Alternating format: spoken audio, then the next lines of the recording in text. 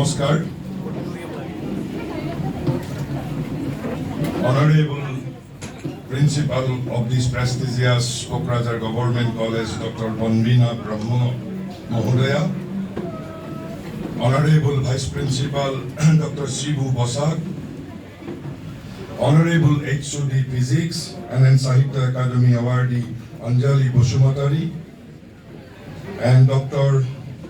Barhankha Bushahari, HOD Philosophy, all the faculty members of Kokrajhar Government College, esteemed cultured souls, and my dear students, friends.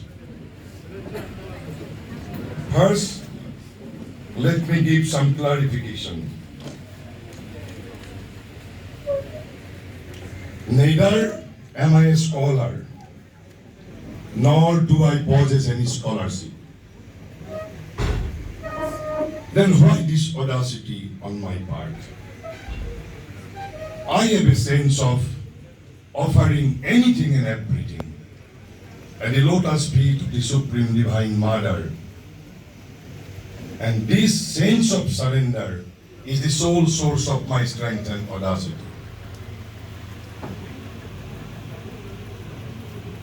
Public speech, lecturing, once a tendency of my temperament. But now it is no longer temperament or a tendency of my temperament. Now public speech has become an integral part of my sadhana.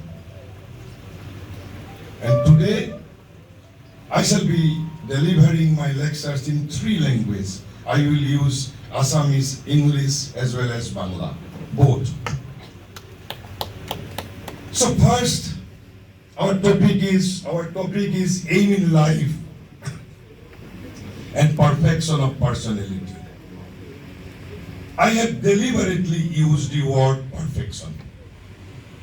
Normally, popularly, personality development word is used. Normally, development of personality or personality development can. But I have used the word perfection deliberately. Why? It will be explained. So, I suppose I am lecturing before youth. Then, what is the importance of youth? Why youths are so important? First, let me explain few things. And another clarification, my whole lecture has been prepared from the writings of Swami Vivekananda, Sri Aurobindo, from the writings of their disciples, and from the writings of the mother. Mother, who was mother or who is mother? The mother is the spiritual collaborator of Sri Aurobindo, whom we regard as the incarnation of the Supreme Divine Mother. So whether I mention their name or not, nothing is my original thought. I am just presenting before you. So once Sri Aurobindo says, why youths are so important for us, and why youths? Why only youths? The future belongs to the youth, he says. Sri Aurobindo says, future does not belong to the old. The future belongs to the young only. And it is a young and a new world which is now under process of development.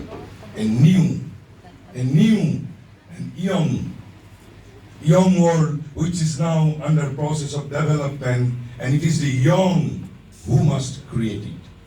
It is the young who must create it. Why? In another occasion, he said, past is our foundation, and present is our material. Future is our goal and summit. We are children of the past, possessor of the present, but the creator of the future. And that is why future has to be created by young only. Future has to be created by young. But we must note, but it is also a word of truth.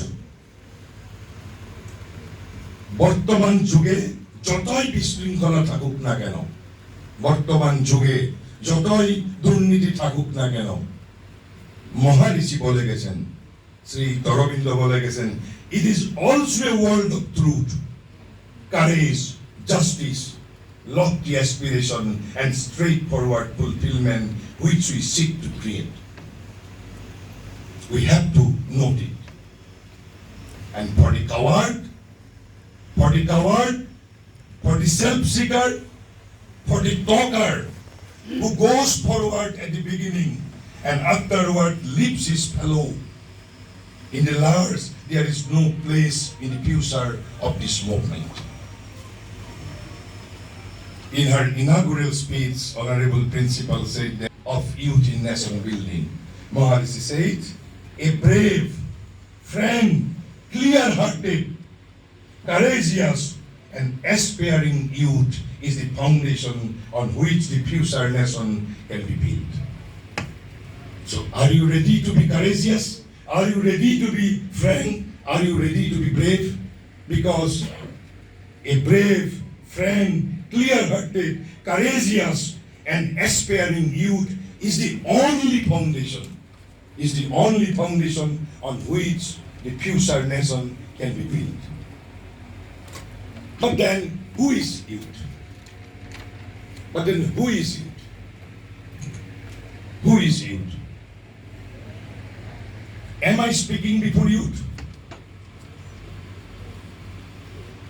Is youngness only related to years, age? Mother says, you will be surprised. Mother says, I have known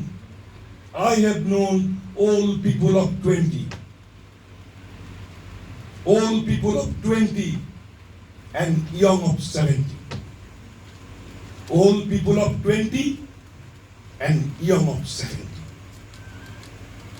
Then who is young? Who is youth? Who is young? Who is youth? She says, youth does not depend on the small number of years. Youth does not depend on the small number of years one has lived. Then on what it depends? But on the capacity to grow and progress. If you have the capacity to grow and progress, then only you are youth. Otherwise you are old. You must have the capacity to grow and progress. But then, what is the meaning of growth and progress? What is the meaning of growth and progress? To grow is to increase one's potentialities, one's capacity. This is the meaning of growth. To increase one's potentialities and one's capacity. And what is the meaning of progress? To progress is to make constantly more perfect. To constantly more perfect the capacities that one already possesses. So mere possessing the capacity is not enough. You have to constantly make those potentialities perfect. Perfection after perfection. And that is what is called progress. So then, who is youth? Youth does not depend on the small number of years one has lived, but on the capacity to grow and progress. Capacity to grow and progress. And what is the meaning of growing? To grow is to increase one's potentialities, one's capacity. And what is the meaning of progress? What is the meaning of progress? To make constantly more perfect. What you are to make constantly more perfect? The capacities that you already possess. The capacity already you possess, you are to constantly make those capacities perfect. Then only you will be called youth. Then who is old, and why people become old, and how we can remain eternally youth? Why people become old? Why people become old? Let me tell you. When does one become old? Age is not related to oldness. Why one become old? Because mother says, even at the age of 80, one can be young. So mother says, as soon as you have done what you had to do, as soon as you think you know what you ought to know, that means I have known everything. I am first class postgraduate in physics, so I have known everything related to physics. Now I have nothing to know about physics. Then I am growing old. I am moving towards oldness. If you think I have done whatever I ought to do, I have done everything in my life, the moment you think, you will be moving towards oldness. So as soon as you feel you have done what you had to do, as soon as you think you know what you ought to know, and as soon as you want to see and enjoy the result of your effort, so it's my time to enjoy my life, then you are becoming old. Then you are becoming old. With the feeling you have worked enough in life, I have worked enough in my life, now it's my time to enjoy. Then you are moving towards old. And then how can you remain eternally youth, eternally young?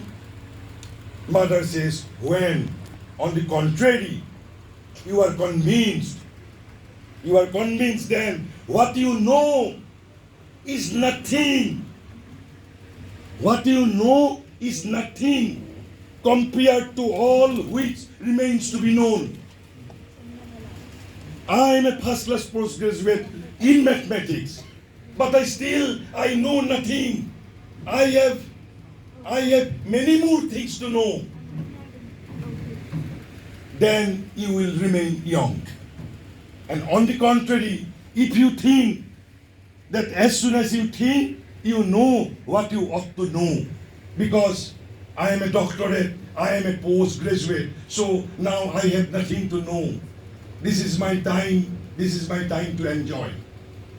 So when on the contrary you are convinced that what you know is nothing compared to all which remains to be known, when you feel that what you have done is just the starting point, even after getting first class in postgraduate, even after becoming PhD, if you think that what you have done is just the starting point of what remains to be done, whatever you have done in your life, it is just the starting point. It is just the starting point. When you see the future like an attractive sun, that my future for me is an attractive sun, then you can remain young. Then you are young, however many are the years you have passed upon earth, young and rich with all the realization of tomorrows. So this is the secret of eternal youth. So whatever I have done in my life, this is just the starting point. This is the starting point of what remains to be done. And then, even at the age of 80, you can remain eternally youth. Now let me tell a story. Story of a 10 years old boy. I will not be speaking about any scholarly person. I shall not be speaking on wise men. I will be telling a story of a 10 years old boy.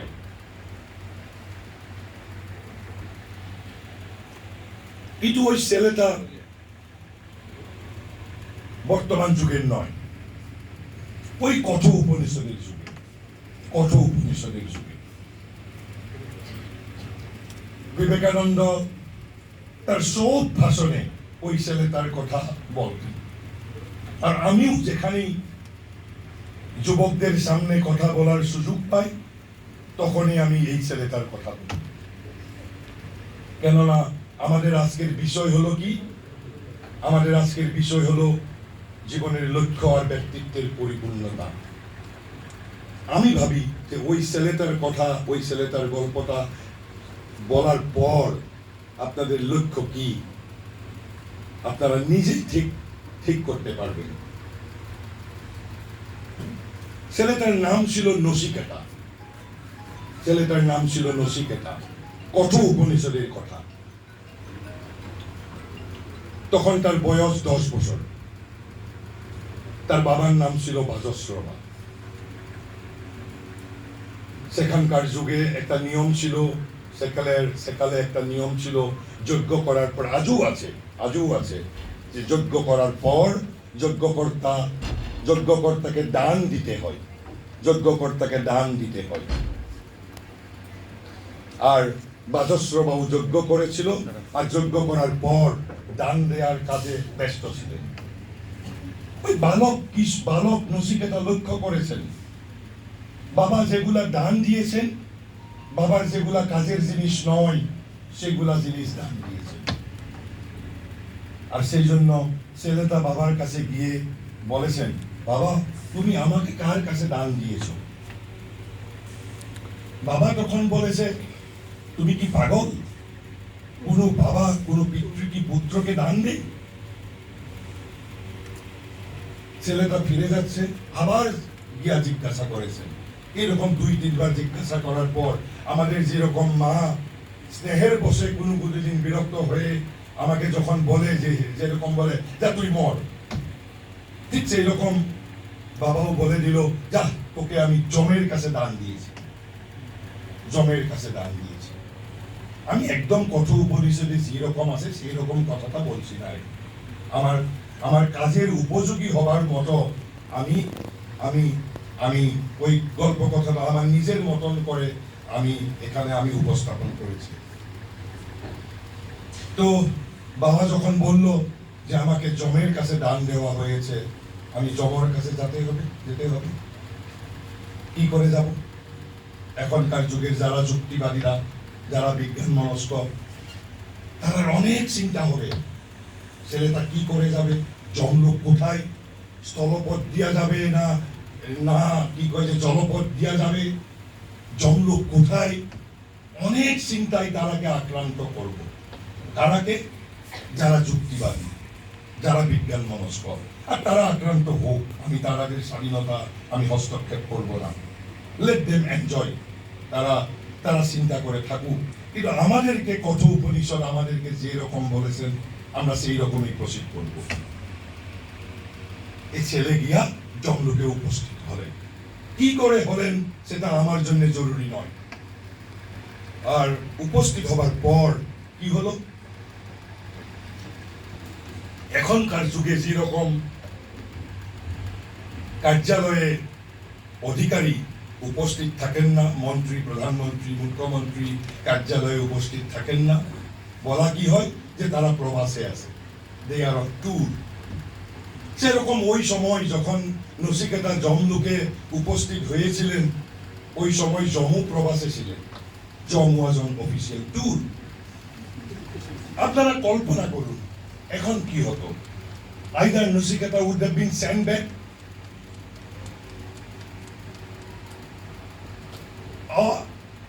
তাকে ফেরত পাঠানো হতো, আর না হতো সে নিজেই যে 3 দিন পর্যন্ত জম আসার কোনো সম্ভাবনা নেই। কিন্তু neither Nasiketa did not the Nasiketa did not return back, nor he was sent back. Nachiketa stayed, Nachiketa সেখানে 3 দিন 3 রাত্রি অতিবাহিত করল অনাহারে অনিদ্রায়, জমের বাড়ির সামনে পড়ে থাকে 3 দিন 3 রাত্রি।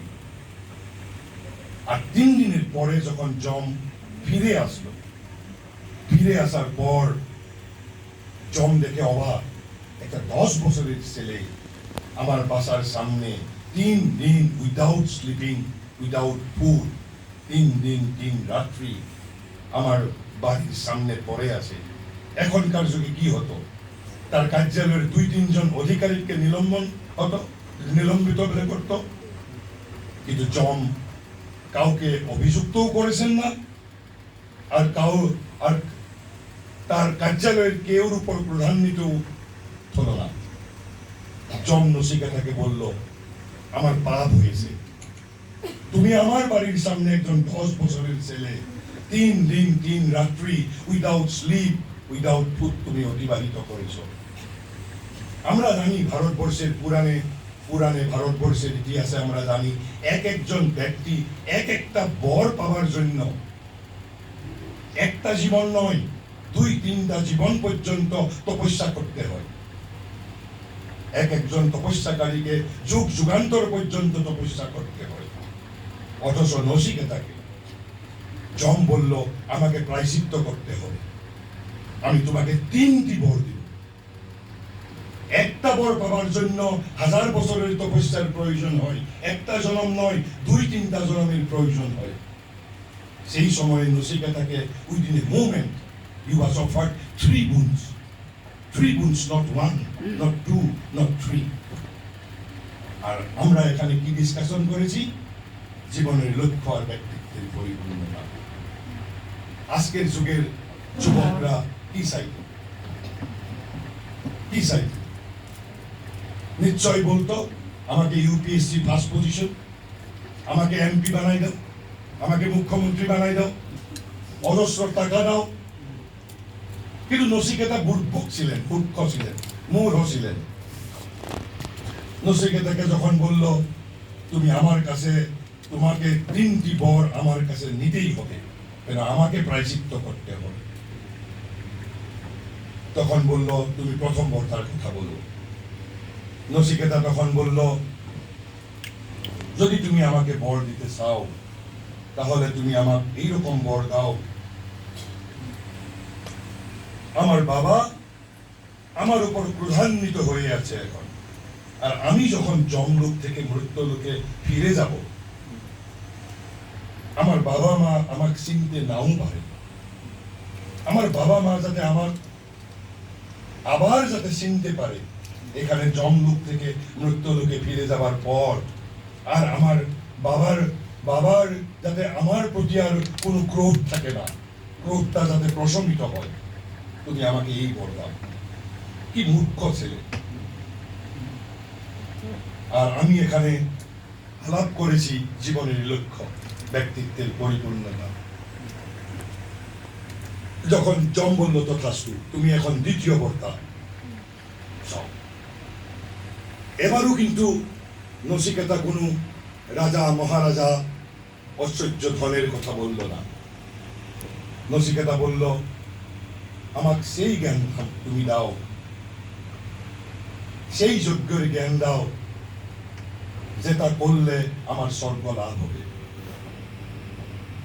নচিকেতা বলল, জম বলল, তথাস্তু, এই বর তোমার হলো, এই জ্ঞান তোমার, আজকের থেকে এই জ্ঞানের তুমি অধিকারী হয়ে গেল। এখন তুমি 3 নম্বর বর্তার কথা বলো। আর যখন নচিকেতা 3 নম্বর বর্তার কথা বলল, জম বলল, অসম্ভব, এই বর আমি তোমাকে দিতে পারবো না, তুমি এই বরটা চেঞ্জ করো, পরিবর্তন করো, তুমি অন্য একটা বর আমার কাছে চাও। নচিকেতা বলল, আমি তো এখানে বরের জন্য আমি যমলোকে, আমার পদার্পণের কারণটা বর নয়, আমি আমার পিতৃবাক্য অনুসরণ করে এখানে যমলোকে আমি উপস্থিত হয়েছি। তুমি যদি না দিতে পারো, ফাইন, আমার কোনো প্রয়োজন নেই, আমার কোনো বরের প্রয়োজন নেই। জম বলেছে, না না, তোমাকে নিতেই হবে বর, তুমি অন্য একটা বর চাও। যম নচিকেতা বলল আমার অন্য বরের কোনো প্রয়োজন নেই। নচিকেতা বলল নয়, তুমি যেটা বর চেয়েছো এই বর স্বর্গের দেবতার জন্য অসম্ভব, তুমি তো মনুষ্য,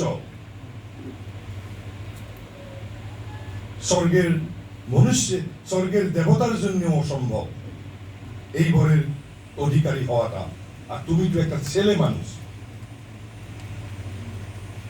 নচিকেতা তবু মানতে হয়েছিল যে তুমি যদি বর না দিতে পারো ফাইন, আমার কোনো অবজেকশন নেই, কেন আমার এখানে বরের কোনো প্রয়োজন নেই।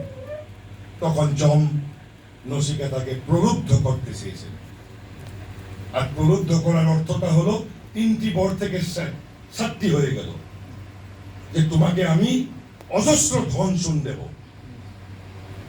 তুমি শুধু এই 3য় বরটা চেঞ্জ করে অন্য একটা বর আমার কাছে চাও। তোমাকে আমি হস্তি ঘোড়া সবকিছু দেব, ধন সোন ঐশ্বর্য বিভূতি সবকিছু দেব। নচিকেতা বলেছেন আমি এগুলা জিনিস যমলোক থেকে কেরি করে নিতে হবে, সেগুলা জিনিস তো মর্ত্যলোকে পাওয়া যায়, আমি তোমার কাছ থেকে এখান থেকে কেন ক্যারি করে নেব, আমার কোনো প্রয়োজন নেই, কেন এগুলা জিনিস মর্ত্যে পাওয়া যায়। আর আমরা এখানে ডিসকাশন করেছি জীবনের লক্ষ্য। তারপরে যম আবার প্রলুব্ধ করেছেন যে ঠিক আছে, তোমার যদি ধন শুনের আবশ্যক নেই, তোমাকে আমি 1000 বছরের আয়ুষ দেব, 1000 years of life। আপনারা হয়তো বলতে পারেন যে জরা ব্যাধি নিয়া সহস্র বছরের আয়ুষ একটা অভিশাপ হবে, আর নচিকেতা অন্তত সেরকম বুর্বক নয় যে ও বরের নামে একটা অভিশাপ নিয়ে যাবে। তখন বর বলল না, এই যে আমি ইটারনাল ইউথের কথা বলেছি, শাশ্বত যৌবন, তখন যম বলল তোমাকে আমি শাশ্বত যৌবনের সঙ্গে with eternal youth free from all disease, জরা ব্যাধি মুক্ত সহস্র বছরের জীবন দেব, জরা ব্যাধি মুক্ত। আমরা ইয়ং থাকার জন্য কত না আমরা করি, কত বিউটি পার্লারে যাই আমি, হ্যাঁ, আর এখানে নচিকেতাকে দেওয়া হয়েছে সহস্র বছরের আয়ুষ, জরা ব্যাধি মুক্ত শাশ্বত যৌবন। নচিকেতা বলেছে আমার প্রয়োজন নেই। যম বলেছেন তুমি শুধু 3য় বরটা চেঞ্জ করে অন্য একটা বর চাও, আর এগুলা জিনিস আমি তোমাকে অতিরিক্ত ভাবে দেব। কিন্তু নচিকেতা বলেছেন যে আমার বরেরই কোনো প্রয়োজন নেই, কিন্তু আমি যেটা চেয়েছি তোমার চেয়ে আর উপযুক্ত মানুষ আমি কোথায় পাওয়া যাবে তোমার থেকে। আমি যেটা চেয়েছি এইটা দেবার মতন উপযুক্ত ব্যক্তি, তোমার চেয়ে উপযুক্ত ব্যক্তি এই বিশ্ব ব্রহ্মাণ্ডের মধ্যে আর অন্য কে আছে? তখন এবার আমরা তো শুধু ইউপিএসসিতে ফার্স্ট পজিশন পেলেই সন্তুষ্ট হব। একটা যদি জেলা পরিষদে কাউন্সিলর হতে পারি তখনই আমার জীবন ধন্য হবে, আর যদি মন্ত্রী হয় তখন তো কথাই নেই, না?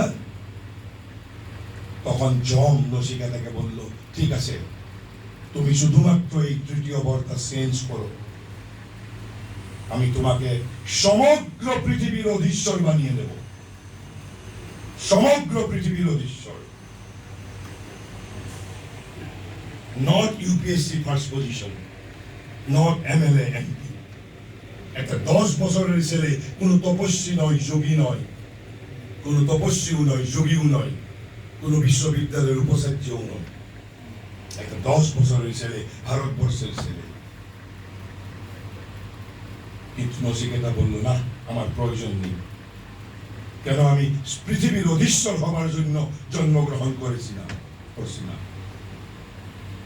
কি চেয়েছিল নচিকেতা, যেটা যম দেবার যম এত প্রলুব্ধ করতে হয়েছে, কি জিনিসটা এত বড় জিনিস। আর তখন তারপরে যম বলল ইয়েস, আই এম স্যাটিসফাইড, আমি তোমাকে দেব। আর পৃথিবীর প্রথম ব্যক্তি তুমি। আমি সন্তুষ্ট হয়েছি, আমি তোমাকে দেব। তখন কঠোর উপনিষদে দুটো শব্দ আছে, একটা শব্দ হলো প্রেয়স আর একটা হলো শ্রেয়স। যে তুমি প্রেয়স, those things which are pleasant for the senses, তার পরিবর্তে তুমি things which are pleasant to the soul, তুমি আত্মার জন্য যেগুলা বস্তু মনোরম প্রীতিকর তুমি সেগুলা জিনিস চেয়েছো, আমি স্যাটিসফাইড, তোমাকে আমি দেব। কি চেয়েছিল আর কেন জম বলেছিল যে তুমি যেটা চেয়েছো এটা স্বর্গের দেবতার জন্য অসম্ভব? কেন? কি বলেছিল ওই 10 বছরের ছেলে? আমি তো তোমাদের বয়স 20, 22, 23 বছর হবে।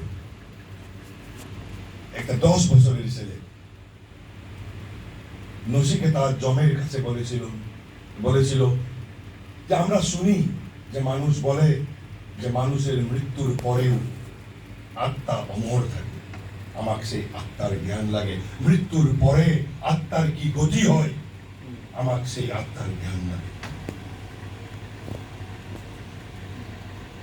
মৃত্যুর পরে ওই জ্ঞানের জন্য সমগ্র পৃথিবীর অধীশ্বর হওয়াটাও নচিকেতা অস্বীকার করেছিল।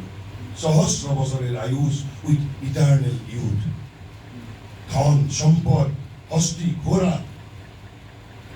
তাহলে এখন আমি জীবনের লক্ষ্যের কথা আর কি বলার প্রয়োজন আছে? জীবনের লক্ষ্য, এখন আমি অন্য একটা গল্প বলি।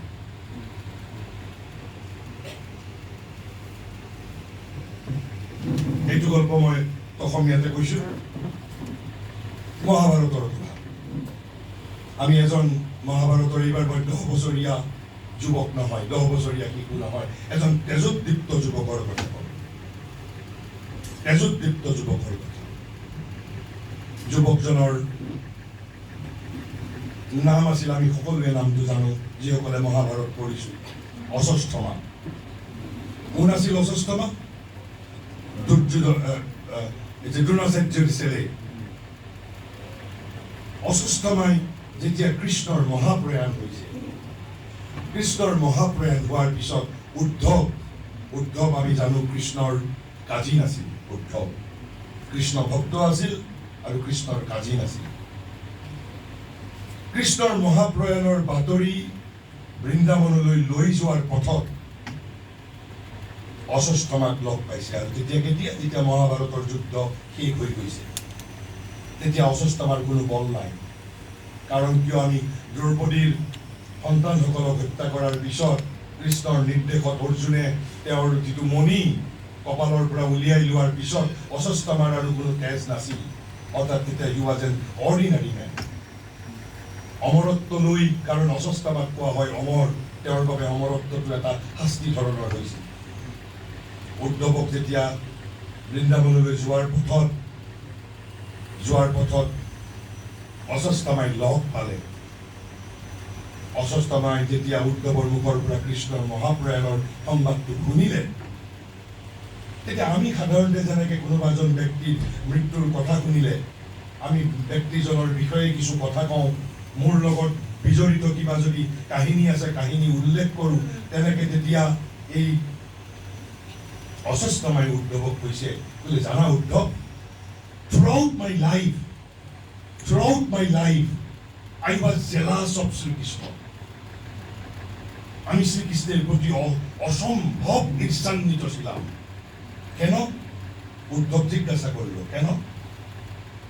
আমার বাবা আমাকে অস্ত্রবিদ্যা, ব্রহ্মবিদ্যা, সব বিদ্যাতে আমাকে পারঙ্গত করে তুলেছিলেন। তবু কিন্তু আমি ওই সময়ে আমি অগ্রে পূজিত ছিলাম না। আমাকে সভা সমিতিতে মিটিংয়ে কেউ আমাকে গামছা দেই না, সবাই কৃষ্ণকে দিই। আমি রিসার্চ করেছিলাম যে কৃষ্ণ আমার থেকে কোথায় শ্রেষ্ঠ, কেন আমাকে লোকজন আমাকে আগে পূজা না করে কৃষ্ণকে পূজা করে, কৃষ্ণকে সম্মান দিই। কিন্তু আমার বাবা আমাকে ব্রহ্মাস্ত্র, ব্রহ্মবিদ্যা, অস্ত্রবিদ্যা সব কিছুতে আমাকে পারঙ্গত করেছিলেন। তবু কেন সমাজ আমাকে আমি অগ্রে পূজিত ছিলাম না?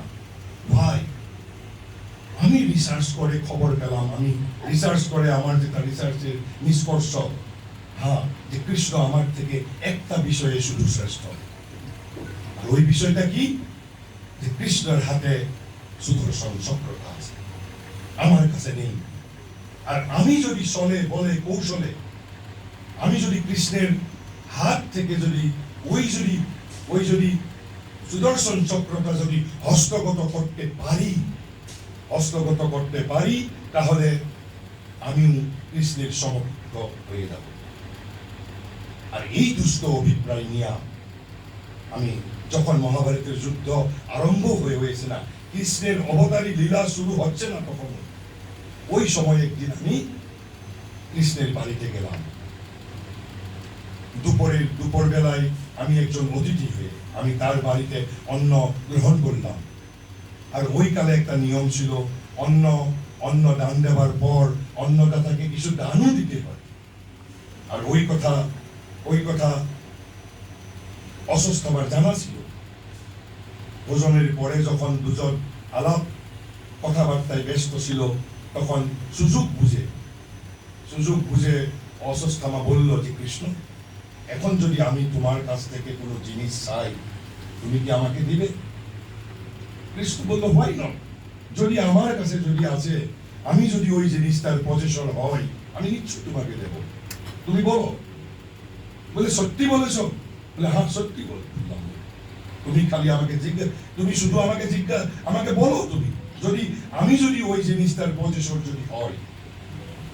আর তখন অস্বস্থাবা বলল, আমাকে তোমার সুদর্শন চক্রটা লাগে। আপনারা কল্পনা করুন, ওই সময়ে যদি কৃষ্ণ সুদর্শন চক্রটা দিয়ে দিত, তখন মহাভারতের যুদ্ধ শুরু হচ্ছে না, কৃষ্ণর অবতারী লীলা শুরু হচ্ছেই না। তখন ওই সময় যদি সুদর্শন চক্রটা যদি অস্বস্থাবাকে দিয়ে দিত, তাহলে কৃষ্ণের অবতারী লীলার কোনো তাৎপর্যই থাকতো না। তবু শ্রীকৃষ্ণ বলল, ঠিক আছে, সেটা তুমি নিয়ে যাও। আর তখন বীর দর্পে যখন অস্বস্থামা সুদর্শন চক্র, তার কত ওজন হবে? 1 কিলো 2 কিলো? একটা রাউন্ড একটা জিনিস, তার 1 কিলো 2 কিলো থেকে বেশি ওজন হবে না। যখন ওটাকে দাগার জন্য গেছে, ও কিন্তু দাঁড়াতে পারছে না, তুলতে পারছে না। আর একটু পরে একটু মিষ্টি হাসি নিয়ে কৃষ্ণ বলল, তোমার দ্বারা সেটা সম্ভব হবে না। কেন হবে না সম্ভব? শক্তি কার কাছে প্রতিভাত হব, শক্তি কার কাছে প্রকট হব, সেটা শক্তির ডিসক্রিপশন।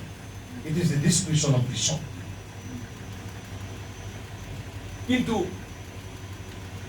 আমি ওই আপনাদের কাছে, বিশেষ করে যুবক যুবতীর সামনে আমি দুটো কথা বললাম।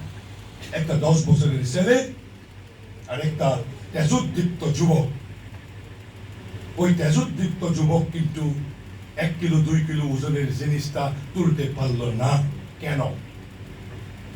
আর ওই 10 বছরের ছেলে কিসের বলে জমের কাছ থেকে অসাধ্য সাধন করলো?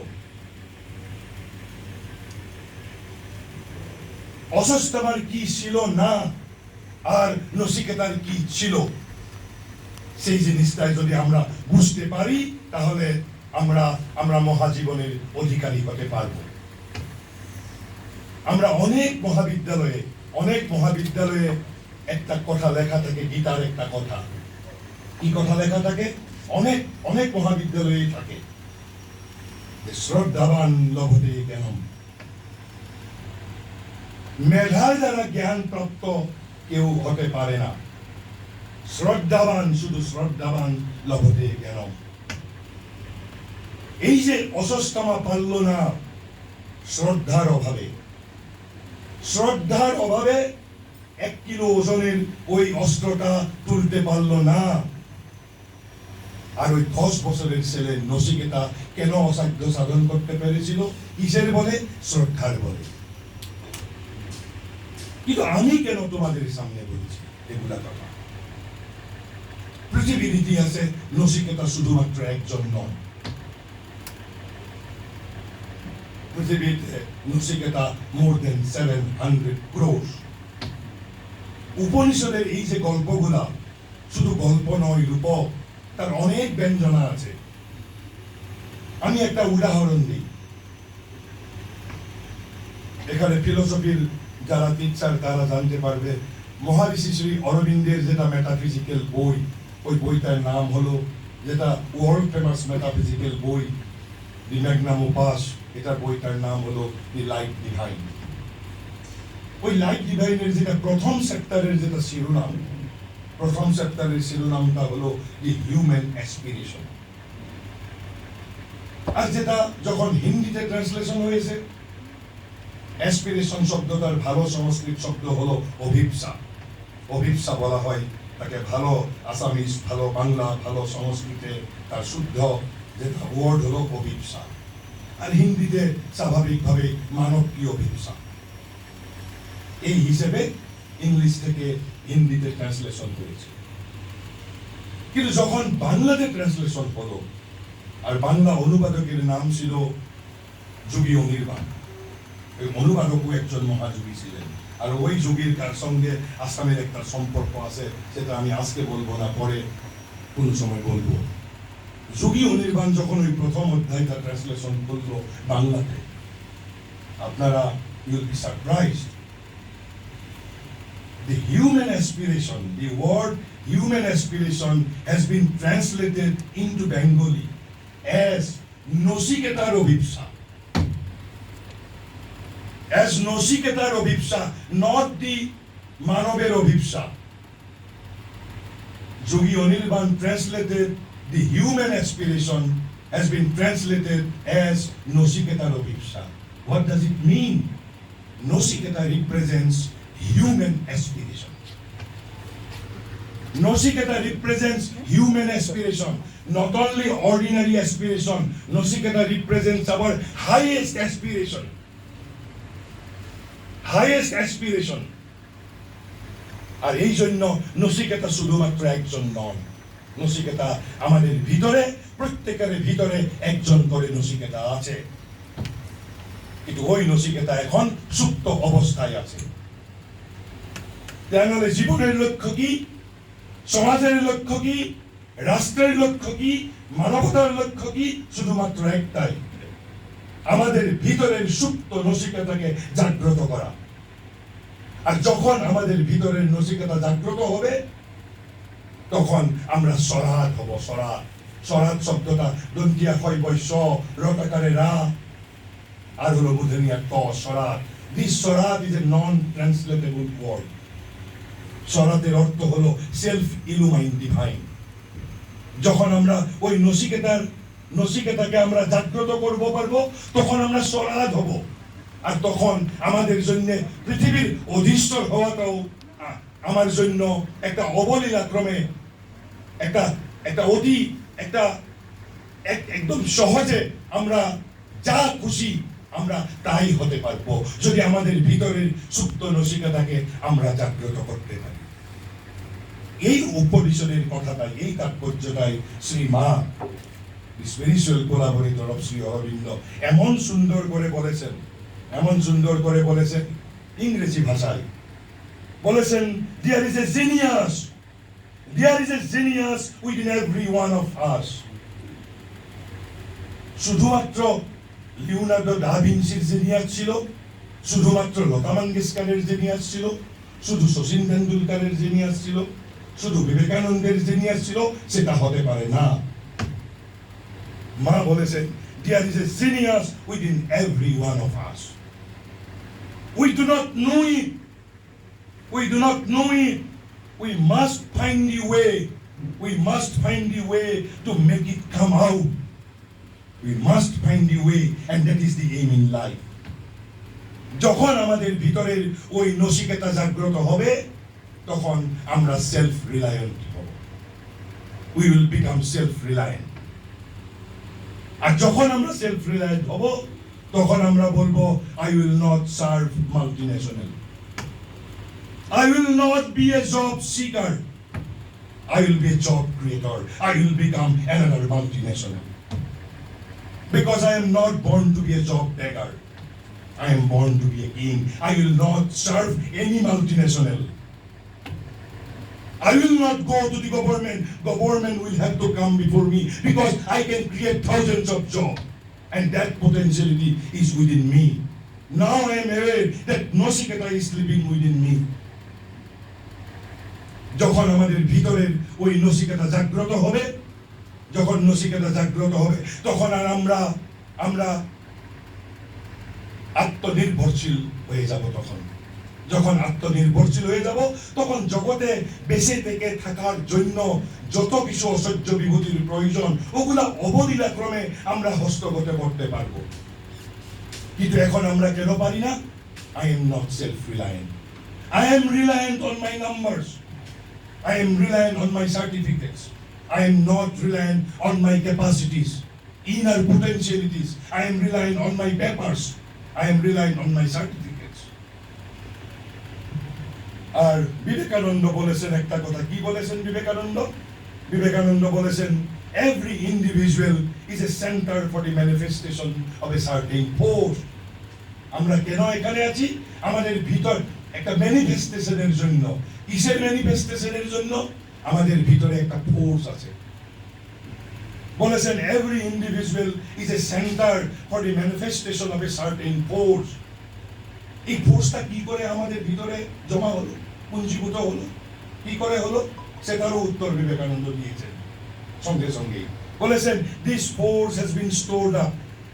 This force has been stored up as the resultant of our previous work. So জীবনের লক্ষ্য হলো to manifest. To manifest. কিসের ম্যানিফেস্টেশন? ভিতরে যেটা ফোর্স আছে, এই ভিতরের ফোর্সের নামই হলো capacity to grow and progress. আমাদের ভিতরের পোটেনশিয়ালিটিস, ভিতরের ক্যাপাসিটিস। আর সেই জন্য বিবেকানন্দ বলেছেন, শিক্ষা মানে কি? বিবেকানন্দ বলেছেন, শিক্ষা মানে হলো অভিব্যক্তি। কিসের অভিব্যক্তি? বলেছেন পূর্ণতার অভিব্যক্তি। আর ওই পূর্ণতা কোথায় আছে? তোমাদের ভিতরেই আছে। বলেছেন, education is the manifestation of perfection already in man. But the problem is that genius is sleeping within you. You are to awaken the Nasiketa within you. ঠিক আছে, এখন আমরা এখানে জীবনের লক্ষ্য আলোচনা করতে এসেছি। বর্তমান জীবনের লক্ষ্যের সব থেকে বড় যেটা প্রয়োজন, কেন আমাদেরকে একটা জীবনের লক্ষ্যের প্রয়োজন, কেন আমাদেরকে একটা জীবনের life will B a great life. If your aim is a very low aim, your life will be an ordinary life. So the quality of life depends on the quality of our aim. So what should be the characteristics of our aim? Mother says, aim must be high. Aim must be high. Aim must be wide. Aim must be generous. Aim must be disinterested. নিঃস্বার্থ হতে হবে, উদার হতে হবে, হুস্য হতে হবে, বিশাল হতে হবে, বিশাল, উদার, নিঃস্বার্থ, উন্মুক্ত হতে হবে। Disinterested, generous, wide, high. তারপরে আবার মা বলেছেন, কেন আমি ওই পারফেকশন শব্দটা ব্যবহার করেছি, কেন? মা বলেছেন, our life will be then precious to ourselves and to others. যদি আমাদের জীবনের একটা সুউচ্চ লক্ষ্য থাকে, একটা বিশাল লক্ষ্য থাকে, লক্ষ্যতে ফলবতী হব কি না হব সেটা তো পরের কথা, কিন্তু লক্ষ্যটা থাকতে হবে। যদি লক্ষ্যটা বিশাল হয়, তখন আমার জীবনটা কি রকম হবে? তখন my life will be precious to myself as well as to others. Precious to myself as well as to others. কিন্তু মা আবার একটা কথা বলেছেন, but it cannot be perfectly realized. লক্ষ্য সুউচ্চ হতে পারে, তোমার হতে পারে তোমার লক্ষ্য বিশাল, নিঃস্বার্থ, উন্মুক্ত, তবু তুমি লক্ষ্যতে উপনীত হতে পারবে না। কখন পর্যন্ত? মা বলেছেন, but it cannot be perfectly realized unless we have realized perfection in ourselves.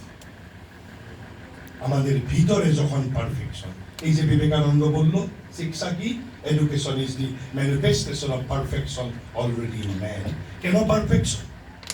যদি বিবেকানন্দ আমাকে এই আজকের থেকে 1 মাস আগে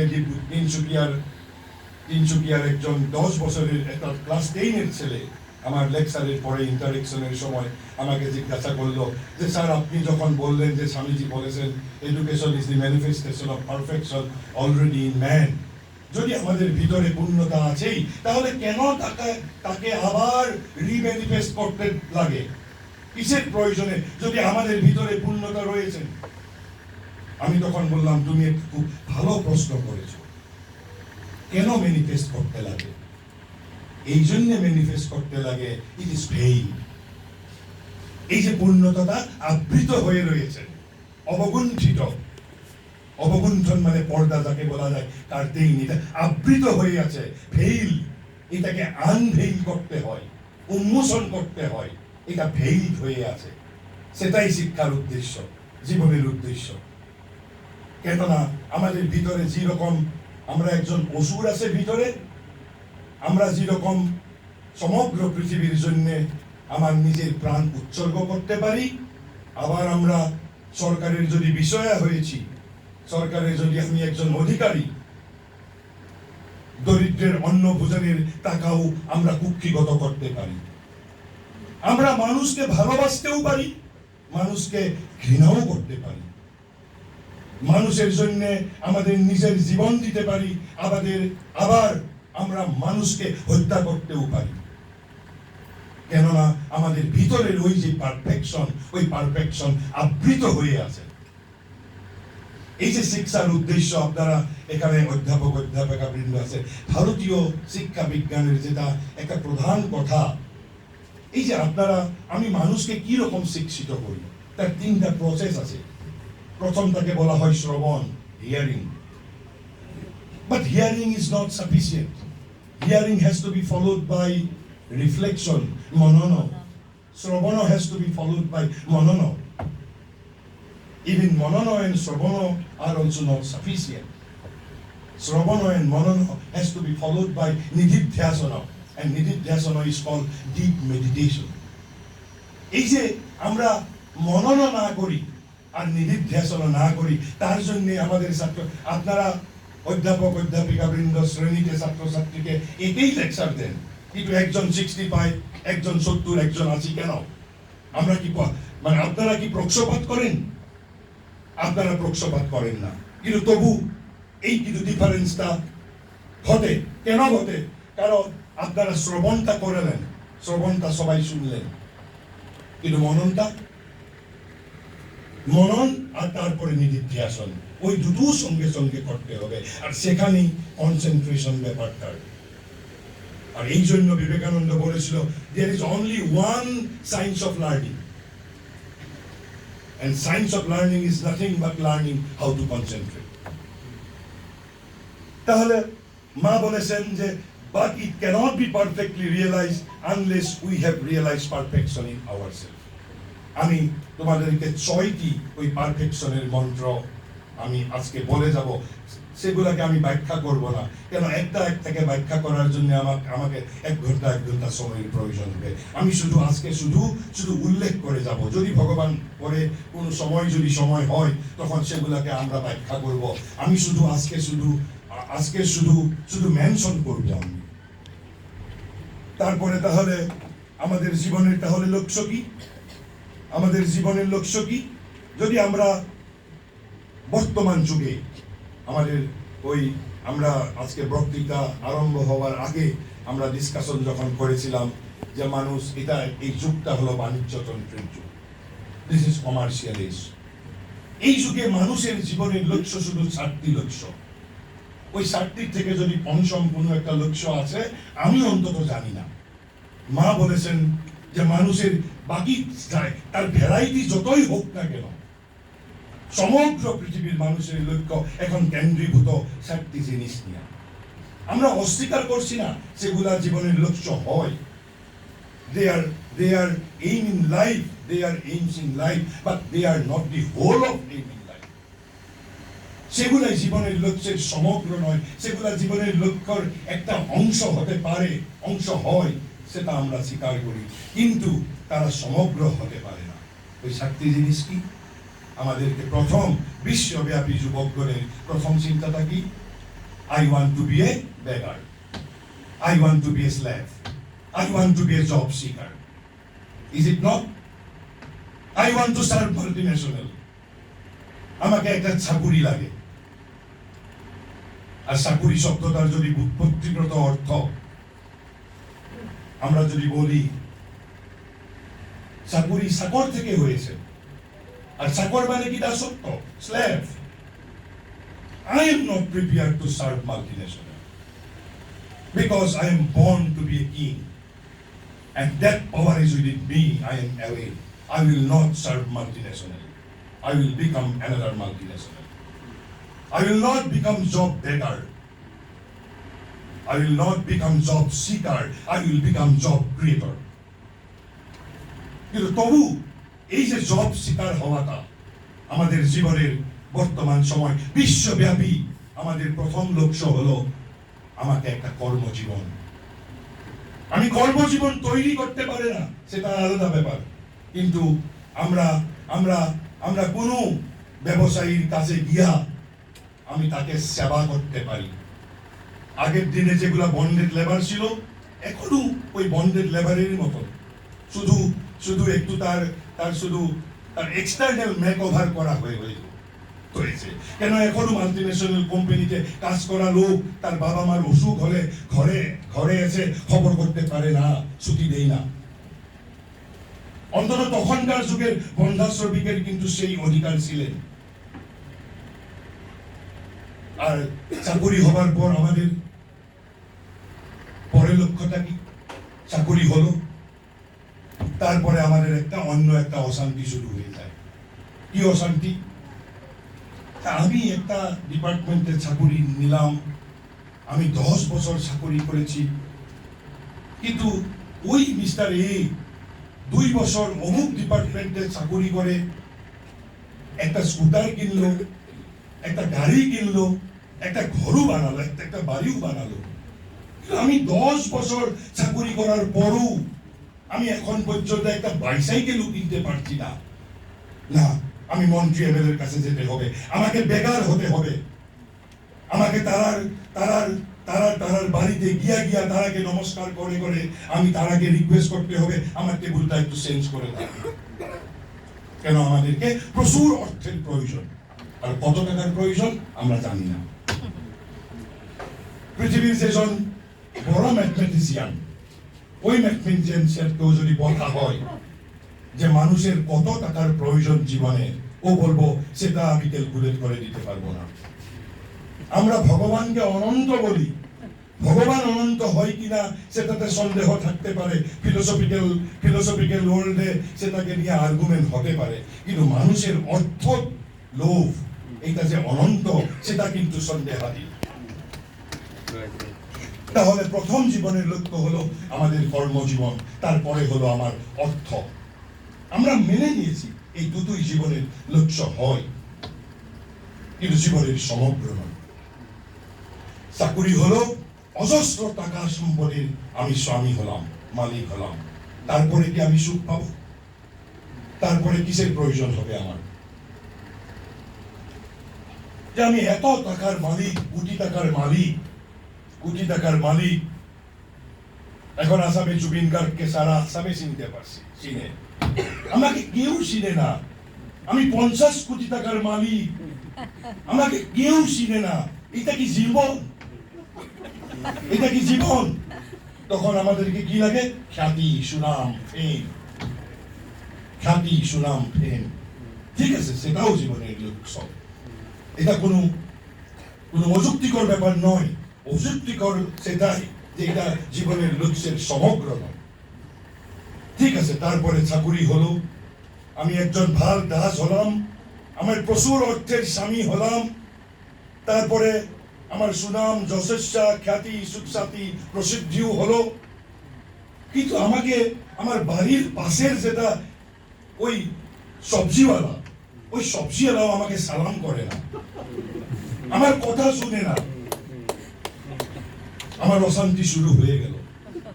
তারপরে আমাকে কি লাগে, এই যে মা বলেছে যে যখন পর্যন্ত ভিতরের পারফেকশন না হবে তখন পর্যন্ত জীবনের লক্ষ্য সুউচ্চ হলেও ওই লক্ষ্যতে আমরা উপনীত হতে পারবো না।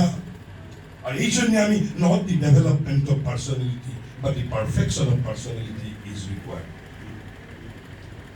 আমরা ভিতরে সামন্ত প্রথা চলে গেলেন, কবেই চলে গেছেন, কিন্তু আমরা ভিতরে ওই নচিকেতার সঙ্গে সঙ্গে আমরা একজন সামন্তকেও এখনো আমরা চেরিশ করেছি ভিতরে। চতুর্থ যেটা আমাদের জীবনের লক্ষ্য হলো একদম সন্ন্যাসী থেকে, সন্ন্যাসী সংগঠন থেকে রাজনৈতিক সংগঠন পর্যন্ত, পরিবার থেকে, পরিয়াল থেকে, সংগঠন থেকে আমরা সবাই একটা জিনিসের আমরা ভোগাতুর, আমরা বুভুক্ষু, হাংরি। এটা হলো পাওয়ার, ক্ষমতা। আমি অন্তত জানি না এই যে কর্মজীবন, অর্থ, সুনাম আর ক্ষমতা, এই চারটি ছাড়া আমাদের জীবনের কোনো কি লক্ষ্য আছে আর কি? আমরা ভাবতেও পারি না যে আর অন্য কোনো লক্ষ্য থাকতে পারে। আমরা অস্বীকার করেছি না এটা জীবনের লক্ষ্য হয়, কিন্তু এই লক্ষ্যেই সমগ্র নয় জীবনে। কেন সমগ্র নয়? তুমি সাগরের সামনে তুমি খাড়া হয়েছ, দণ্ডায়মান আছো, সাগরে একটা বড় তরঙ্গ তুমি উইটনেস করলো। তরঙ্গ যেটা আমরা আসামিসে বলি ঢৌ, তরঙ্গ। ওই তরঙ্গ দেখে তুমি কি এটা নিশ্চিত হতে পারবে সাগর যে রত্নগর্ভা? সাগরের ভিতরে যে অনেক রত্ন আছে, সাগরের তরঙ্গ দেখে আমরা তার বার্তা পেই না। সাগরের তরঙ্গ, সাগরের শুধু 10%, 90% সমুদ্রের ভিতরে, সমুদ্রের নিচে। সাগর যে রত্নগর্ভা, সমুদ্র যে রত্নগর্ভা, সমুদ্রের তরঙ্গ দেখে আমরা সেটা নিশ্চিত হতে পারি না। তার জন্য ভিতরে প্রবেশ করতে হবে। ঠিক সেই জন্য আমরা বলেছি এই যে আমাদের career, money, fame and power, this constitute only our outward stream of life, external stream of life, বাহ্য জীবন প্রবাহ।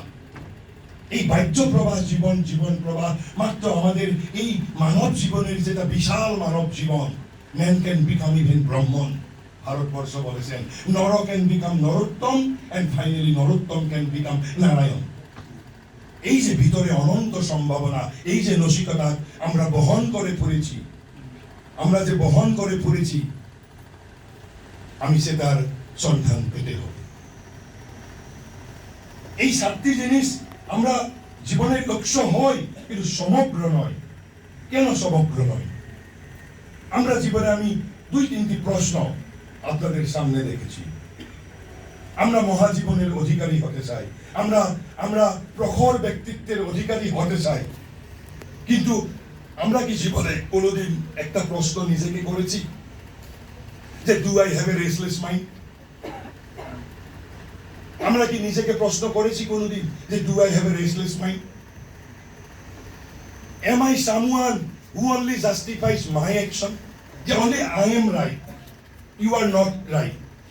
In every situation, only I am right. I am so arrogant. সেই প্রশ্নটা কি আমাদের স্কিম অফ প্ল্যানের মধ্যে আনতে হবে নাকি? আমরা তো কোনোদিন জিজ্ঞাসা করেছি না, অথচ আমরা we want to be happy in our life. যে am I someone who only justifies my action? Do I control my emotions or do my emotions control me? আমি আবেগের বশে, আমার যেগুলো আবেগ, ওই আবেগ মানে কি লোভ, মোহ, কাম, ক্রোধ, মদ, মাৎসর্য, আমি সেগুলার দাস না আমি সেগুলাকে দাস করতে পেরেছি? এই প্রশ্নটা কি জীবনে আমি কোনোদিন করেছি? অথচ আমরা একটা শক্তিশালী ব্যক্তিত্বের অধিকারী হতে চাই।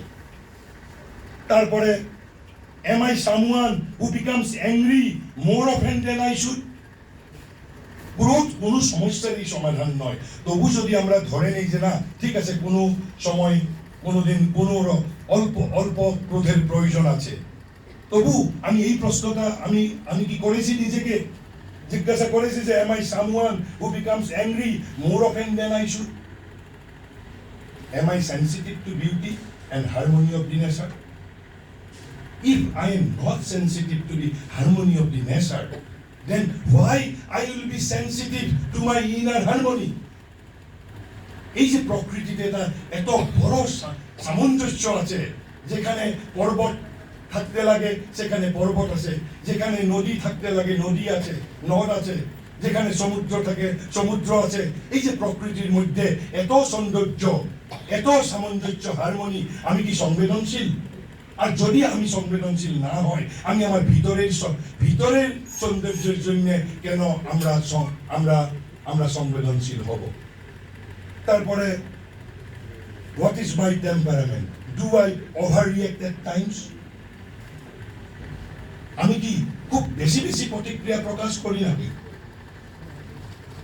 Then we want to be a better person in our life, but do we know what qualities will be required? Have we ever thought of, we want to be better person, we want to build a better personalities, but what qualities will be required? Have we ever thought of? Then what is my plan to lead a happy life? What is my plan? যারা অর্থনীতির অধ্যাপক আছে তারা জানে একটা অর্থনৈতিক প্রগতির জন্য একটা অর্থনৈতিক পরিকল্পনার প্রয়োজন থাকে। কিন্তু আমি জীবনে সুখী হতে চেয়েছি। তোমাকে যদি একটা ইন্টারভিউতে কেউ যদি জিজ্ঞাসা করেন আর যে do you want to become a happy man, your answer in all probability will be in affirmative. Yes, I do. I want to be a happy man. Immediately যদি তারপরে যদি ইন্টারভিউয়ার তোমাকে যদি জিজ্ঞাসা করে যে what qualities will be required, what is your plan, what is your scheme, just tell few words. What is your scheme? Do you have a scheme? Do you have a plan? Then what would be my answer? Then what would be my plan? সুতরাং এই জন্য আমি বলেছি যে শুধু আমাদের বাহ্য জীবনটাই আমাদের একমাত্র জীবন নয়। জীবনটাকে সর্বাঙ্গ সুন্দর করতে হলে আমাদের বাহ্য জীবন প্রবাহের সঙ্গে সঙ্গে আন্তর্জীবন প্রবাহেরও আমি খবর নিতে হবে। সেই জন্য পারফেকশনের প্রয়োজন রয়েছে। আমি খুব সংক্ষিপ্ত ভাবে বলে কেন, এগুলা বিষয় বিশাল বিষয়। জীবন যেরকম বিষয় বিশাল, জীবনের লক্ষ্য ব্যক্তিত্বের পারফেকশন একদিনের 1 ঘন্টার মধ্যে বলাটা সম্ভব নয়। এখন আমি এসেছি ওই যে কোয়ালিটি, পারফেকশন অফ পার্সোনালিটি। আমি শুধু 6টা কোয়ালিটির কথা আমি বলে যাব এখানে, কিন্তু সেগুলো আমি এক্সপ্লেইন করব না। কেন এক্সপ্লেইন করার মতন আমার কাছে সময় নেই। কেন একটাকে এক্সপ্লেইন করতে হলে আমাকে 1 ঘন্টার প্রয়োজন আছে। আমি শুধু 6টা কোয়ালিটির কথা বলবো। ওই 6টা যদি তোমরা প্র্যাকটিস করতে পারো, তোমরা মহাজীবনের অধিকারী হওয়ার পথে অগ্রসর হতে পারবে নিশ্চিত। অনেক কোয়ালিটির প্রয়োজন আছে, কিন্তু অনেক কোয়ালিটির এটা সামারি, অনেক কোয়ালিটির সামারি। আর এটা আমি প্রিপেয়ার করছি না, এটা পন্ডিচেরিতে খুব অনেক মানুষ মিলে অনেক দিন বসার পর এগুলা প্যাকেজের মতন তৈরি করেছেন। আমি শুধু রেডিমেড তোমাদের কাছে বলার প্রয়াস করেছি। আর এটাকে মনে রাখার জন্য সহজ দুটো যদি জনপ্রিয় শব্দ আমরা মনে রাখতে পারি, একটা হলো কি পেইং গেস্ট, আর একটা হলো সুপ্রিম কোর্ট। পেইং গেস্টের পি থেকে দুটো, জি থেকে দুটো, আর সুপ্রিম কোর্টের কোর্ট থেকে একটা আর সুপ্রিম থেকে একটা। এই 6টা জিনিস। প্রথমটা হলো কারেজ, কোর্টের কারেজ মানে কি? সাহস, বীরত্ব, শৌর্য, নির্ভীকতা। কিন্তু কারেজ মানে এরকম নয় যে একটা রাস্তায় একটা 90 কিলোমিটার গতিতে একটা গাড়ি চলেছেন, আমি ওই রাস্তা ওই গাড়িটার সামনে দিয়া রাস্তাটা ক্রস করতে চেয়েছি, সেটাকে বলা হবে হঠকারিতা। সেটা সাহস নয়, সেটা রাশনেস। তাহলে সাহসটা কি? মা বলেছেন courage is the nobility of soul. Courage is soul's nobility, আত্মার আভিজাত্য। কিন্তু আমাকে সব কথা বলাটা সম্ভব হবে না, এখানেই আমার কাছে আছে, কিন্তু সম্ভব হবে না, শুধু আমি কথাটা উল্লেখ করলাম। তারপরে দ্বিতীয়টা হলো পেইং গেস্টের জির প্রথমটা জি, জেনারোসিটি। জেনারোসিটি মানে কি? উদারতা, বদান্যতা, ঔদার্য, মহানুভবতা, মহত্ব, দাক্ষিণ্য। বিবেকানন্দ বলেছেন, expansion is life, contraction is death. আমরা যদি নিজেকে এক্সপান্ড করতে পারি না, তাহলে আমরা একজন মৃত ব্যক্তি। Expansion is life, contraction is death. তারপরে তৃতীয়টা আমি পরে বলবো, একটু পরে। চতুর্থটা হলো সুপ্রিম কোর্টের এই এস থেকে সিনসিয়ারিটি। এই সিনসিয়ারিটি মানে শুধু আমার শ্রেণী 10টা বাজাতে বসে, শ্রেণী আমার ক্লাসের টাইম 10টা বাজার সময়, আমি ঠিক 10টা বাজার সময় উপস্থিত হই, সেটা ভালো লক্ষণ। কিন্তু এই সিনসিয়ারিটি শব্দটা সেটাকেই শুধু বলা হয়েছে না। সিনসিয়ারিটিকে বলা হয়েছে সততা, অকপটতা, আন্তরিকতা, সরলতা, নিষ্ঠা, অকৃত্রিমতা, যথার্থতা। কিন্তু এই সিনসিয়ারিটির মহত্বতা আমাকে বলতে গেলে আমাকে একটা সেপারেট সেশনের প্রয়োজন আছে। তারপরে পেইং গেস্টের প্রথম দাবি পার্সিভারেন্স, অধ্যবসায়। এই অধ্যবসায় জিনিসটা আমি যখন তার সিগনিফিকেন্সটা বলবো, আমাকে সময় লাগবে, কিন্তু এটা আমি বুঝার মতো, আমরা যেরকম জানি সেরকম কথা নয়, এটা একটা মহা কোয়ালিটি। আর তারপরে 6 নম্বরটা, আমি 3 নম্বরটা এখনো বলছি না। 6 নম্বরটা হলো progress, a living aspiration for progress. এই যে প্রথমতে আমি বললাম, যুবক মানে কি? Capacity to grow and progress. You must have an living aspiration for progress. যদি আমাদেরকে কোনো ইন্টারভিউ বলতে, তোমাদেরকে যদি জিজ্ঞাসা করে এখানে মানব সভ্যতার, মানব জাতির পৃথিবীতে উদ্দেশ্য কি, লক্ষ্য কি, what is the highest aim of humanity? The answer is only one word: progress. I am here for progress. Progress in every respect: economic progress, social progress, cultural progress, spiritual progress. Progress in every respect: physical progress, mental progress, spiritual progress. So there is only one agenda, there is only one common aim in life, and that is progress. Progress is the agenda. আমরা যদি development শব্দটা বলি, ওই ডেভেলপমেন্টের থেকে progress শব্দটা বেশি appropriate. তাহলে আমি কি বললাম? Courage, generosity, sincerity, perseverance and progress. তাহলে ওই পেইং গেস্টের 2 নম্বর জি থাকে। ওই 2 নম্বর জিটা হলো একটা মহাতরণ।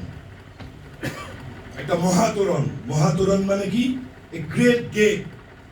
কিসের গ্রেট গেট? মহাজীবনের। এটাকে বলা হয় গ্রেটিটিউড, কৃতজ্ঞতা। তোমরা নিজেকে একটু আমরা সবাই এটাকে আমরা যদি অনেস্টলি আজ আমাদের এখানে সবারে আমাদের দৃষ্টি শক্তি আছে, কিন্তু পৃথিবীতে অনেক লোকের দৃষ্টি শক্তি নেই। আমরা কোনোদিন কৃতজ্ঞ হয়েছি?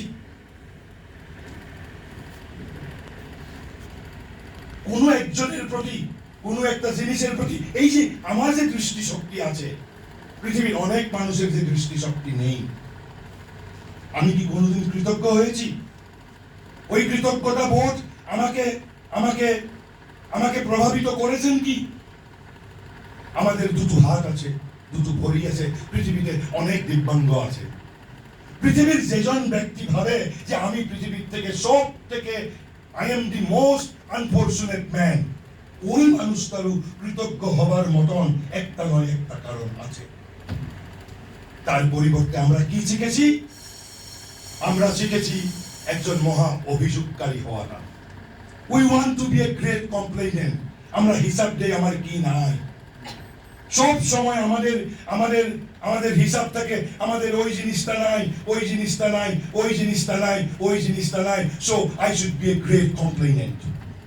কিন্তু যেগুলা জিনিস আমার আছে, কোনোদিন আমরা কৃতজ্ঞ হয়েছি? তাহলে তো অকৃতজ্ঞ মানুষ কিরকম মহাজীবনের অধিকারী হতে পারবো? অকৃতজ্ঞ মানুষ কেন ভগবান অকৃতজ্ঞ মানুষকে সাহায্য করব? পৃথিবীতে অনেক মানুষ, দরিদ্র মানুষ, অনেক দিব্যাঙ্গ, অনেকের দৃষ্টিশক্তি নেই, অনেকের শ্রবণ শক্তি নেই। আমাকে ভগবান না আমি কি কই জানি না, কিন্তু আমাকে সবকিছু দিয়েছেন। আমার ভিতরে এটা কাউকে দেখাবার জন্য নয়, কাউকে প্রদর্শন করবার জন্য নয়। আমি জীবনে প্রতিদিন 5 মিনিট সময় আমি যদি কেউর প্রতি যদি যে এই যে আমার যে অধিকারী করে পাঠিয়েছেন, আমি যে ঐশ্বর্যশালী, ওই যে কৃতজ্ঞতা বোধ মহাজীবনের মহাতুরন্দার। ওই 6টা গুণ, এখন আমি 6টা তার উপায় বলে আমি বক্তৃতা শেষ করব। আমি 6টা গুণের কথা বললাম, আমি আলোচনার মধ্যেই, ওই বক্তৃতার মধ্যেই ওই 6টা উপায়ের কথাও আমি ইতিমধ্যে বলে ফেলেছি। শুধু আমি এটাকে রিক্যাপ করব। আমি অনেক কথা আছে যেগুলা একটা লেকচারে বলানো সম্ভব নয়।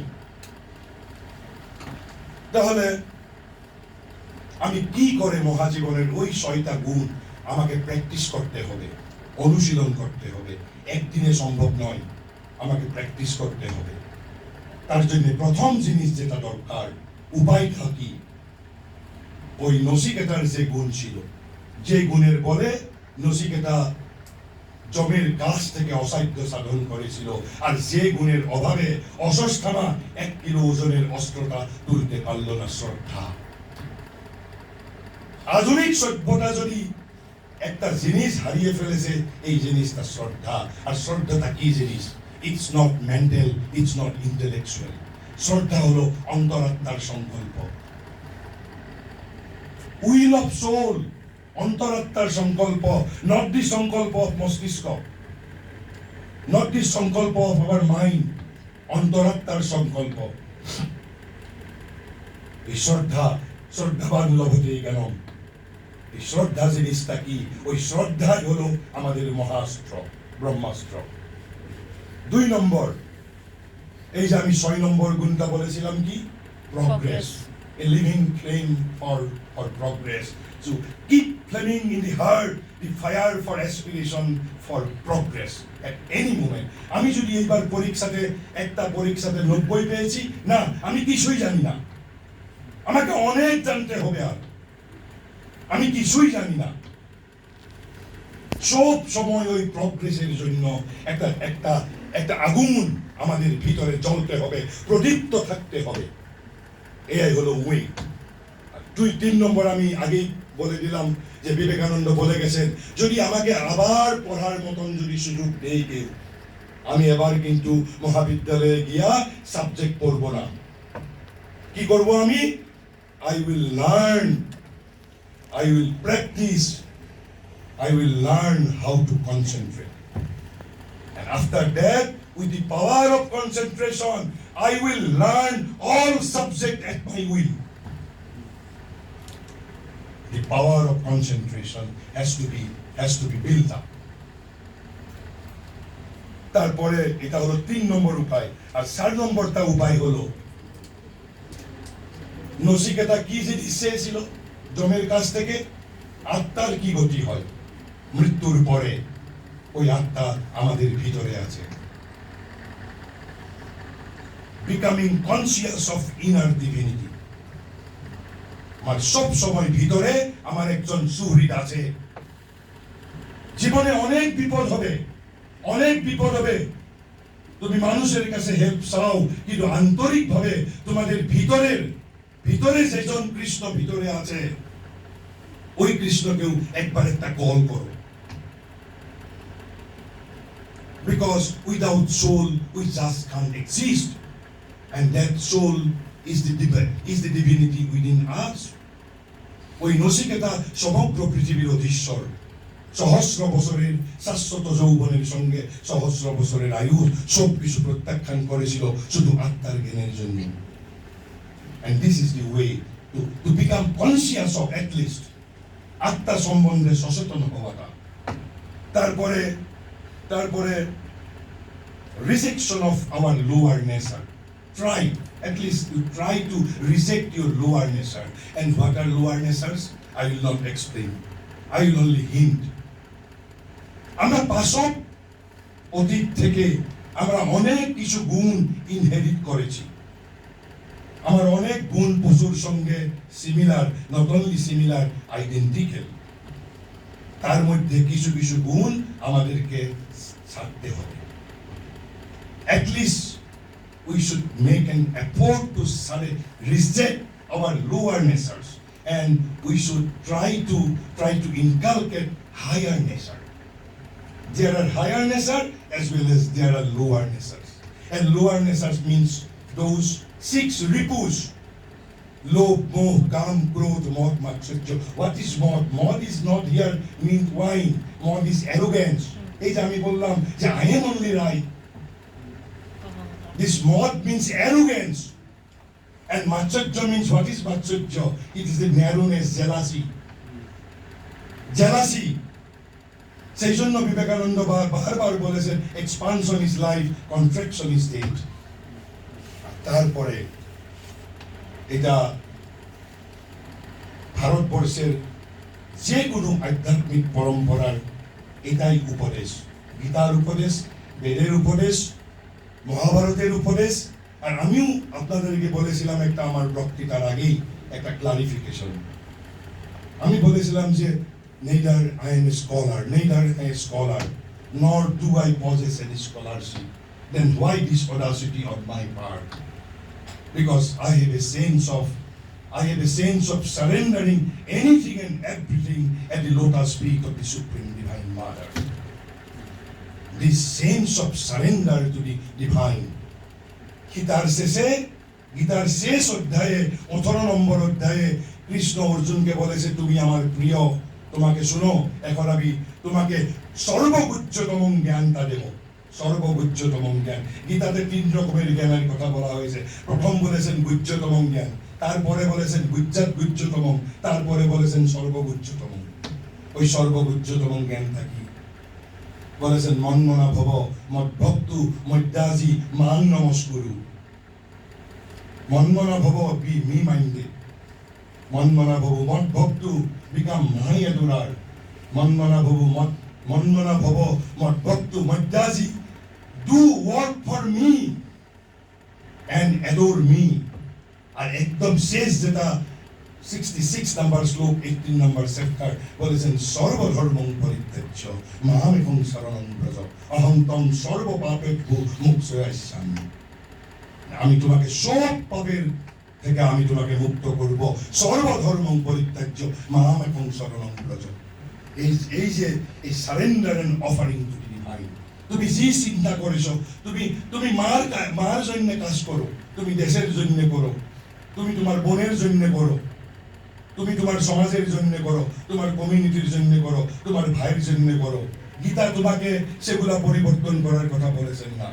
গীতা বলেছেন তুমি কাজটা করো, কিন্তু আন্তরিকভাবে তুমি এই কাজটা আমাকে সমর্পণ করো। কেন? তার ফলদাতা আমি, ফলদাতা আমি। আর আমি কোথায় আছি? তুমি আমাকে মন্দিরে পাবে না, তোমার হৃদয়ে খোঁজো, আমি তোমার হৃদয়ে আছি। তাহলে এই 6টা গুণ আর এই 6টা হলো উপায়। আমি আবার কোকরাঝার গভর্নমেন্ট কলেজ কর্তৃপক্ষকে, to the whole fraternity, let me express my heartfelt gratitude. আমাকে এই কথা বলার জন্য সুযোগ দেওয়ার ভাবে, আমি একজন অভাজন, তবু আমাকে এই সুযোগ দেওয়ার জন্য আমি আন্তরিকভাবে কৃতজ্ঞতা জ্ঞাপন করেছি। আর আমার কথাই যদি এখানের উপস্থিত একজন ছাত্রকেও যদি উদ্বোধিত করে, ইন্সপায়ার করে, সেটাই হবে আমার জন্য নোবেল প্রাইজ। কেন? মহারিষি তার শ্রী অরবিন্দের একটা বই আছে, বই নয়, এটা এপি। যারা ইংরেজি ডিপার্টমেন্টের স্টুডেন্ট তারা জন্য জানা দরকার। The world's longest epic has been written by Sri Aurobindo. In English literature we do not know. The longest epic in English literature, পৃথিবীর লংগেস্ট এপিক যদি আমাকে বলা হয় তখন লংগেস্ট এপিক হবে Mahabharata. But that is in Sanskrit. But in English literature, the longest epic is entitled as Savitri. Savitri, more than 23,800 lines. Longest epic in English literature written by Maharishi Mahakavi Sri Aurobindo. And out of those 2,800 lines, let me utter one sentence. Why? আমি কেন বলেছি যে এখানে যদি একজন ছাত্রকেও যদি আমি একটা কথাও যদি ইন্সপায়ার করতে পারি, কেন আমি ওই পারফেকশন শব্দটাতে আমি এত জোর দিয়েছি, কেন মহারিষি ওই এপিক সাবিত্রী এপিকে একটা বাক্য আছে, লিখেছেন, one man's perfection can still save the world. One man's perfection can still save the world. একজন বিবেকানন্দ, একজন বুদ্ধ জগৎকে রক্ষা করতে পারে. Even one man's perfection can still save the world. Again, my thanks and gratitude to all of you, and let me conclude here. Namaskar.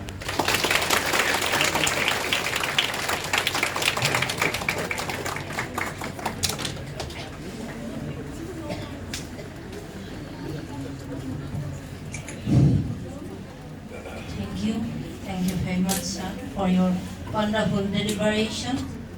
You have started your lecture with the stories of Tosiketa and Ashwatthama.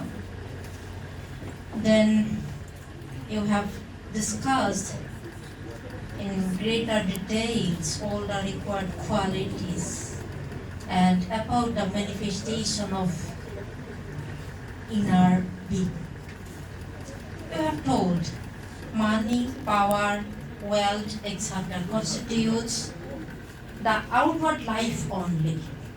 But there is another life. The real meaning of life needs to be understood. Potentiality lying within us needs to be remanifested. And for this manifestation, you have mentioned 6 number of qualities: courage, generosity, gratitude, sincerity, perseverance, and progress. So, last but not the least, you have repeatedly mentioned one sentence: expansion of life. Expansion is life, contraction is death. So, we are very much glad to have you. I hope we are immensely benefited by your wonderful deliberation. Please give him a big round of applause. Thank you. Now moving ahead, we have interaction session.